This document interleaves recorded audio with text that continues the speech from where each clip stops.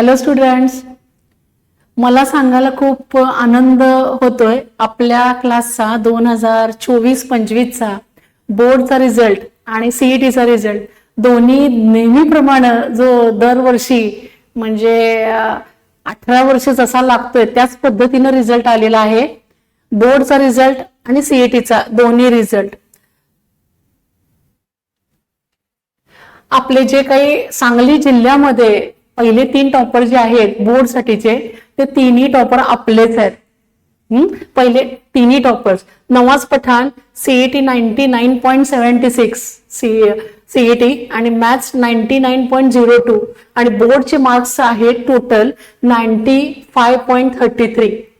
Parth Mali CET 99.60, मॅथ्सचे सीईटीचे marks आहेत 99.38, बोर्डचे टोटल पर्सेंटेज आहेत 95%. ओके. गायत्री पाटील ही मुलगी मुलींमध्ये सांगली जिल्ह्यामध्ये फर्स्ट टॉपर आहे. बोर्डचे मार्क्स आहेत 97%, सीईटी 99.45, टोटल मॅथ्स 99.33. ओके. हे पहिले 3 बोर्डचे टॉपर आहेत, सीईटीचे पण टॉपर आहेत. मला खूप अभिमान वाटतोय की दरवर्षी केंद्रात तर स्टुडंट असतातच असतात बोर्डसाठी 95%, 96%, तर ह्यावेळी 97% बोर्ड आणि सीईटीचा पण त्याच पद्धतीने खूप छान रिझल्ट आलेला आहे. काही जणांचे नावं मार्क यामध्ये राहिलेले असतील, आहेतच, लक्षात घ्या. सीईटीचे इथे समोर तुम्हाला रिझल्ट दिसत असतील. मार्क्स आहेत 99.26, 99.95. ओके. आणि इथे मॅथ्सचे पण मार्क्स आहेत. इव्हन बोर्डला सुद्धा ह्या स्टुडंट्सना अबाव 80, 85, 88 पर्यंतचे मार्क्स आहेत. इथे लिहायला जागा कमी असल्यामुळे बोर्डचे मार्क्स लिहिले गेलेले नाही आहेत. ओके. तर असे जवळजवळ 40च्या वरती विद्यार्थी आपले हे सीईटीला अबाव 90% आहेत आणि त्याच पद्धतीनं बोर्डला सुद्धा स्कोअर त्यांचा खूप छान आहे. ओके. तर बोर्ड सीईटीचे दोन्ही रिझल्ट तुमच्या समोरच आहे.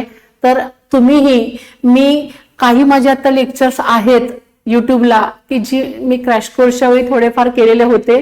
तर आता ऍप आणि वेबसाईट तुम्हाला नंतर उपलब्ध करून दिली जाईल. तर तुम्ही त्याच्यावरती टॉपिक वाईज लेक्चर जे काही आहेत ते बघू शकता. एक लक्षात घ्या की इझी मेथडने माझं तुम्ही एक लेक्चर बघितलं तरीही तुम्हाला अंदाज येईल की एखादा थेरम असेल किंवा एखादा एक्झाम्पल असेल, इव्हन इंटिग्रेशन, डेरिव्हेटिव्ह असेल, सोप्या पद्धतीने कसं करायचं त्याची ट्रिक, त्याची हिंट, इव्हन थेरम आला साईडला. मला माझी सवय जी आहे स्टडी करायची तीच सवय मी स्टुडंट्सना लावलेली आहे. साईडला हिंट दिली जाते, इव्हन एक्झाम्पल साठी हिंट दिली जाते. तर तुम्ही ती हिंट लक्षात ठेवली तर जिथे तुम्ही 10-15 एक्झाम्पल सॉल्व्ह करता ते सॉल्व्ह करायची तुम्हाला गरज नाही पडणार पेपरच्या वेळी जाताना. ओके. तर तुम्ही ती हिंट आणि प्लस एखादं एक्झाम्पल जरी केलं तरी तुम्हाला खूप खूप इझी जाईल. लक्षात घ्या. तुम्हाला मजा येईल सोडवताना, इंटरेस्ट येईल. लक्षात घ्या. तुम्हाला कुठलाही टफ टॉपिक जरी आला तरी काही वाटणार नाही. तुम्ही लेक्चर बघितले की तुम्हाला लक्षात येईलच. ओके. आताही लेक्चर्स आहेत, तुम्ही बघू शकता लेक्चर्स आणि पुढेही तुम्हाला मिळतील. ओके. तर तुम्हाला या मुलांना जसा स्कोअर मिळाला आहे तो तुम्हाला सुद्धा मिळू शकेल. फक्त सोप्या पद्धतीने नोट्स कसे काढायचे किंवा काय तेही तुम्ही माझ्या लेक्चरवरून एक शॉर्टकटला नोटबुक घालून तुम्ही ही पॉइंट्स काढू शकता. हिंट्स, पॉइंट्स, फॉर्म्युले, शॉर्टकट्स एकत्र करू शकता. ओके. जे या विद्यार्थ्यांनी केलं ते तुम्ही करू शकता. ओके. आवाज आहे. मी मॅडमकडे 11वी पासून होतो. 11वीची स्टार्टिंग पासून मी अभ्यास जोरातच ठेवलेला. कारण माझ्या घरची परिस्थिती एवढी चांगली नाही, म्हणून मी स्टार्टिंग पासून असंच माइंडसेट ठेवला की आपल्याला करायचंच आहे आणि अभ्यास करायचाच आहे. मग मी स्टार्टिंग पासून अभ्यास करत होतो. नंतर मी माझं टाइम शेड्यूल मी असं बनवलेलं, म्हणजे असं नाही बनवलेलं की एवढ्या वाजता उठायचं. जसं जसं होत जाईल तसं तसं मी केलेला अभ्यास. आणि स्टार्टिंग पासून अभ्यास ठेवा तुम्ही. आणि माझी चुकी झाली की मी नाही का खूप असं एक सोबत सगळी घेऊन बसायचो.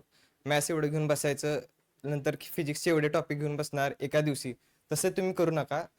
ते माझं काय माइंडसेट झालं की पुढं होईल का नाही, असं मला असं भीती वाटायची, म्हणजे शेवटपर्यंत होईल का. मी एक सोबत खूप सारी घेऊन बसायचो आणि ते जरा आपण म्हणतात ना, एक ना धर भाड्यावर चिंध्या, तसं माझं झालतं. तसं मी असं पुढं गेलो.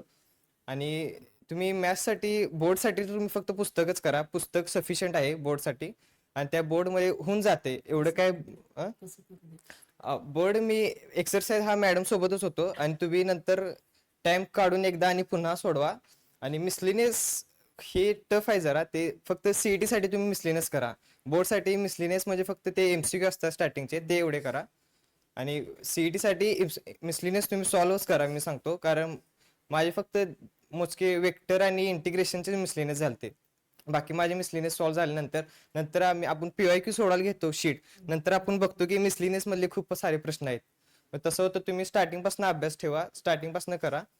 आणि मॅथ्ससाठी तुम्ही एक वही घाला शॉर्टकटसाठी, मॅडम सांगतात ते, त्यामध्ये फक्त तुम्ही शॉर्टकट लिहू नका. जे जे अवघड प्रश्न वाटतात, जे तुम्ही मार्वलमध्ये सोडवल्यात, शीटमध्ये असतात, ते लिहा. आणि खाली एक असं तुम्ही हिंट लिहू शकता, या प्रश्नासाठी तुम्ही हा का स्टेप घेतली पहिली, असं काय केलं, नंतर एक एक खूप सारे असे ट्रिक्स असतात, ते तुम्ही असं करा. तुम्ही त्यासाठी युट्यूबमध्ये काही शॉर्टकट्स येतात, ते तुम्ही सर्च करा. मॅडम शॉर्टकट देतातच प्रत्येक धडा झाल्यानंतर, पण तुम्ही पण आणि काय आहे का शॉर्टकट ते प्रयत्न करा आणि ते रिवाइज करा. माझी काय होती प्रॉब्लेम की रिव्हिजनसाठी मी जरा शेड्यूल बनवला नाही, मग फक्त मी असं वन वे जात होतो, हे करायचं ते करायचं, आणि मग मागं बघायचं तर अरे या धड्याची रिव्हिजन राहिल्या, ह्याची रिव्हिजन झाल्या, टेस्ट आल्या, मग ते जरा हे होते, मिसमॅच होते.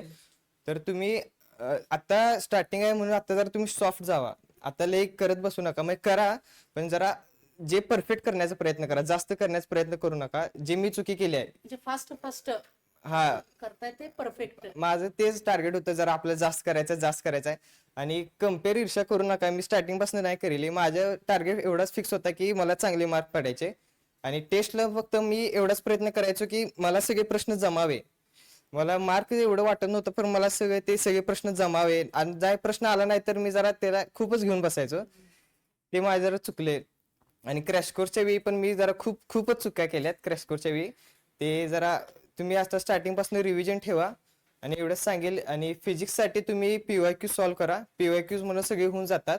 आणि रेफरन्स बुक तुम्हाला जरा वेळ मिळत असेल आणि तुम्ही गायडन्स घेऊन सॉल्व्ह करा, कारण एक एक प्रश्न अवघड असतात, खूपच अवघड असतात, ते आपण घेऊन बसतो. तसं करू नका, तुम्ही गायडन्स घेऊन सॉल्व्ह करा. मॅथ्सचे पण तुम्ही मी सांगेल रेफरन्स बुक घ्या तुम्ही, फक्त पीवायक्यू मस्ट करायचे.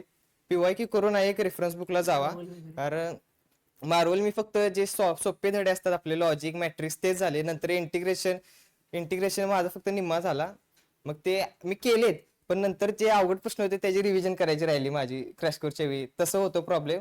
म्हणून तुम्ही रेफरन्स बुक आता स्टार्टिंग पासून करायला जावा. एक चांगली कुठली घ्या, ज्यांनी सोडवलेत त्यांना तुम्ही विचारा आणि कुठली घ्यायची.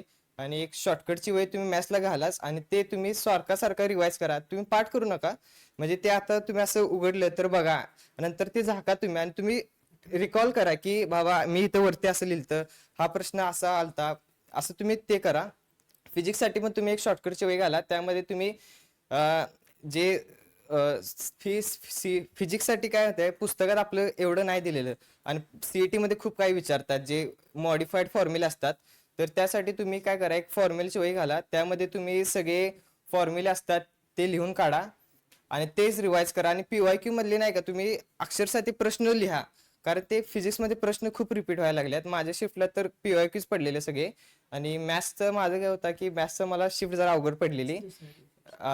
माझे जरा ते जीईचे खूपच प्रश्न पडलेले, ते जरा मी जीईच आणि सीईटीच पडले, पीवायक्यूज पडलेले पण जरा कम पडलेले, ते तुम्ही रेफरन्स बुक घ्या. आणि केमिस्ट्रीसाठी तुम्ही ऑर्गॅनिक करा, आणि फिजिकलचे जे न्यूमरिकल असतात ते जरा तुम्ही कमी वेळेत सॉल्व्ह करण्याचा प्रयत्न करा, कारण ते आपण पेपरमध्ये बसलो ना, ते आपल्या ते टाइम चालू असतात, ते जरा हे होते कसं सोडवायचं, वेळ पुरेल का, म्हणून ते करा तुम्ही फिजिक्स केमिस्ट्रीसाठी.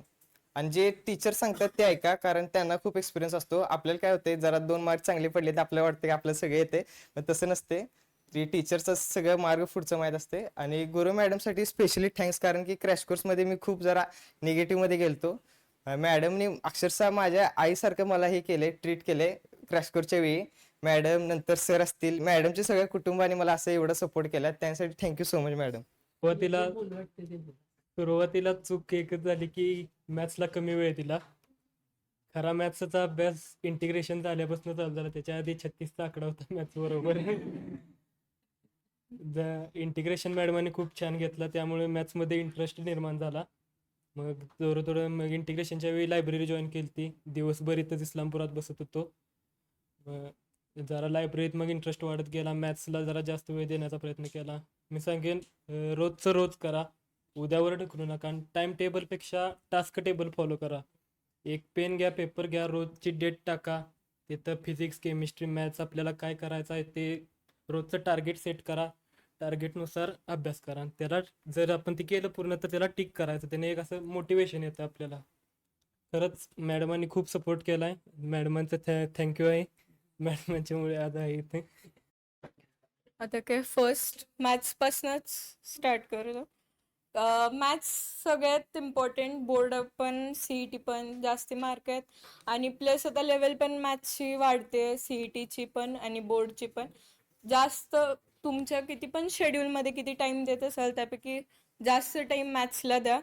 आणि आपले टेक्स्टबुक परफेक्ट करा. सॉल्ड परत मिसलेनियसमधले पण 1-2 वेळा होऊ देत. जे डिफिकल्ट वाटतात टॉपिक ते जास्त वेळा करा.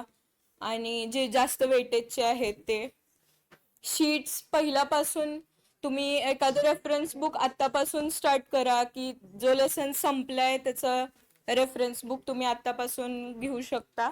सॉल्व केलं तर मग कन्सिस्टंटली तुमचा आता झाल्या जर रेफरन्स बुक सॉल्व केलं तर तो टॉपिक परफेक्ट होऊन जाईल. आणि आता केमिस्ट्रीचं काही सर घेतात तेच सगळं व्यवस्थित होतंय. सर रिव्हिजन पण घेतात. त्यामुळे तुम्ही घरी फक्त रिवाईज स्वतःहून करा. केमिस्ट्रीला जास्त काही बाहेरचं करायची गरज नाही आहे. ते टेक्स्टबुक 2 परफेक्ट म्हणजे परत 11ची आणि 12ची CETला. नाहीतर आता 12ची बुक परफेक्ट करा. बाकी केमिस्ट्रीला काही बाहेरचं पडत नाही. फिजिक्स तुमच्या बेसिसवर तसं काही डिफिकल्ट सब्जेक्ट नाही आहे फिजिक्स. तुमचं कन्सेप्ट क्लिअर असलं तर काही नाही. घाबरून विषय म्हणजे एखादा टॉपिक असेल किंवा एखादा सब्जेक्ट असेल, तुम्हाला तो अवघड जातोय, त्यामध्ये एखाद्या टेस्टला कमी पडले म्हणून तो पूर्ण विषय किंवा तो पूर्ण टॉपिक सोडू नका. जसं की फिजिक्स असेल तर तुम्हाला एखादा टॉपिक नाही आला म्हणून सोडू नका. आता तुमच्याकडे खूप टाइम आहे, तुम्ही त्याच्यावर करू शकता. कन्सेप्ट पहिला क्लिअर करा आणि मग त्याच्यानंतर प्रॉब्लेम सुटतात. ते काही एवढं डिफिकल्ट नाही आहे. कन्सेप्ट झालं की फिजिक्सचे प्रॉब्लेम सुटायला काही डिफिकल्ट नाही आहे. आणि केमिस्ट्री आहे ते सर घेतात तेवढेच. चुका आमच्या म्हटलं तर की पहिल्यापासून रेफरन्स बुक करायला पाहिजे होतं असं मला, म्हणजे माझी झालेली चूक की एकदम लास्टला किंवा 12चा हाफ सिलेबस झाल्यानंतर स्टार्ट करण्यापेक्षा जर पहिल्यापासून केलं असतं तर अजून चांगलं झालं असतं. बोर्डचं पण एकदम दुर्लक्ष करू नका की फक्त CET करायची आहे म्हणून. बोर्डचे पण करा, कारण की बोर्डची पण ह्यावेळेस लेवल वाढली. बाकी व्होकेशनलचं वगैरे पण काही नाही, लास्टला होऊन जाते. जर CS वगैरे इलेक्ट्रॉनिक्स असेल तर करावं लागेल थोडं. प्रिलिम्स घेतात त्यावेळेसच करा आहे ते. थोडे चॅप्टर केले तरी लास्टपर्यंत होऊन जाते. व्होकेशनलचं पण काही तसं नाही आहे. आणि अजून आणि आता ह्याच्यामध्ये आमच्या सक्सेसमध्ये मॅमचा खूप मोठा हात आहे. मॅमनी आम्हाला फक्त शिकवलं नाही, आम्ही सगळं शेअर केलंय मॅमशी. एकदम लास्ट स्टेजला सुद्धा मेंटल स्टेट खूप इम्पॉर्टंट असते. लास्टला आपल्याला खूप असं निगेटिव्ह वाटतं किंवा एखाद्या टेस्टला कमी पडले तर असं वाटतं की आता जमतंय का नाही, काय होणार. तर त्यावेळेस मॅमशी शेअर करा, मॅम गाईड करतातच. लास्टला माझं पण तसं झालं होतं एकदम क्रॅश कोर्सच्या ह्याला. त्यावेळेस पण मी मॅमशी बोलले होते, तर मॅमनी पण मला गाईड केलं होतं की जरा मेडिटेशन वगैरे करा, ते हेल्प करतं. तुम्ही जरा तुमचं माइंड काम होतं. त्यामुळं तुम्ही कधी पण टेस्टला बसला असेल किंवा काय, कम्पेअर करू नका कुणाशी. तुम्हाला किती येते, तुम्ही किती प्रिपेअर केलं तर त्यापैकी तुम्हाला किती पडतात मार्क्स, आणि तुम्हाला कोणता कॉन्सेप्ट स्ट्रॉंग आहे कोणता वीक आहे हे कळतं. म्हणून टेस्ट द्या. कुठलीही टेस्ट चुकवू नका, कुठलाही क्लास चुकवू नका.